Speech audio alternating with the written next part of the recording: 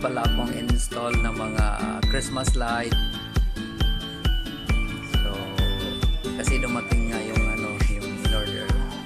So na-amaze lang kami sa mga ano niya kasi you know, it looks very fantastic. So guys,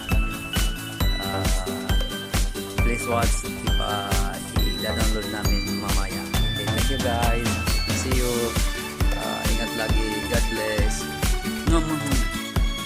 Hello everyone. Good evening. Good evening. Ito ang pinagkaabalahan ko. Kasi kanina dumating yung in-order na mga lights so online.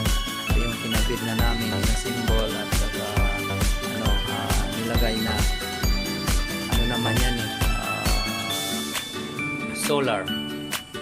So amazing. So nagandahan lang kami sa ano niya, light niya. Kaya yun, kahit medyo ano, sabi ko giveaway para magkaroon naman yung spirit of Christmas. Kasi minsan lang naman ako magbakasyon dito sa Pilipinas for this occasion.